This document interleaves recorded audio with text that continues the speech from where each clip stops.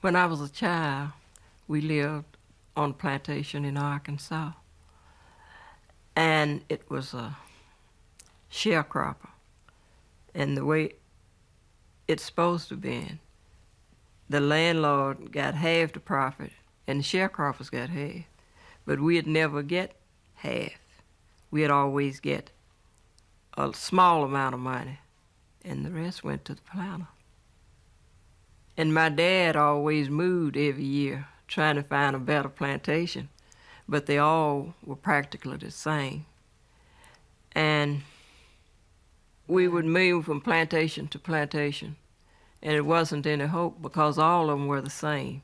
You'd get a small amount of money after working a year on any of them. Therefore, they joined the union thinking that they would get better qualification of, more money from the crops. Well, I didn't like it because I didn't want to get thrown out. I didn't want to, be outdoors. But he decided that was the best, and that's what he did. And they stayed there. My dad was Cleveland Clayton, and we lived on Mr. C.H. Dibble's plantation at Earl, Arkansas, and that's where the union started.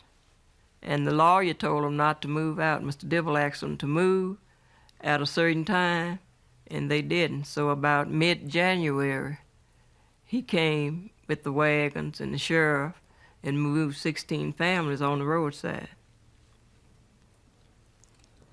I was afraid for my dad to be in the union. First, I was afraid he'd get killed because the planters didn't allow you to have the union. And he had the only transportation to bring the men to Memphis, to the lawyer's office. And that's why I was so afraid for him. They had the meetings in secret. They'd have them at night from house to house, different places. And when Mr. Dibble found out about it, that's when he gave them news that they had to move or drop the union.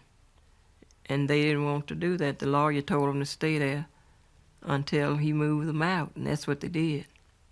It was about mid-January, and the wagons came early in the morning and started moving everybody and loading furniture on the wagon until they get it full, mixing it all together.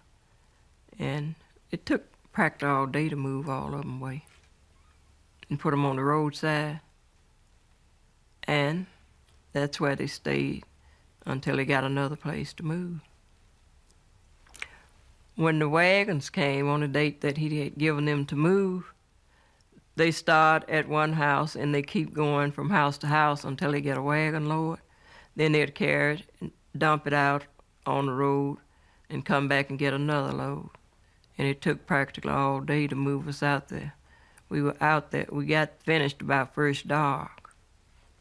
And everybody's furniture was together, piled like a dump truck would pile gravel or something.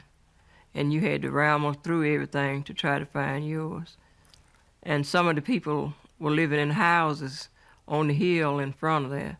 They let the women and the children come into their houses because it was snowing that day. And the men stayed outside. Oh, she felt very disgusted because she had a young baby and nowhere to stay other than, somebody let her stay in their house. And they would be afraid because they were afraid of the planter that they were living with on his plantation. Might put them out too. My mother was very disgusted because it was 7 of us. She had 7 children at that time and had a baby about 5 or 6 months old. And she was very unhappy, my mother. And we stayed out on the road for so many days, and eventually they rented a lot at Park in Arkansas and moved us up there in tents. And we lived there all the winter until spring. It was awful. We had 2 beds in the tent, and the tallest all the children had to sleep in one bed. And the bed, you had to sleep crossways. We all couldn't get in there straight up. And my daddy would put a bench on the side, and the taller children but they had to sleep with their feet on the bench. It was awful. We had a wood heater in there, boiling coal in it. And that's how my sister got burned very bad. And thought once she wasn't going to walk anymore. Spilled hot ashes on her, cleaning out the heater. She was burned bad. One day after we had moved in the tent column, didn't anybody want us to live there. The people around didn't want us there. I don't know what they thought about us. And one day, a car came by, man got out and put a package in a paper bag on a table and got back in the car and sped away. Someone picked the bag up. It had a note on it saying, "Get out or get blown up." What happened then? We didn't have anywhere to go. We had to stay and take a chance until we got away.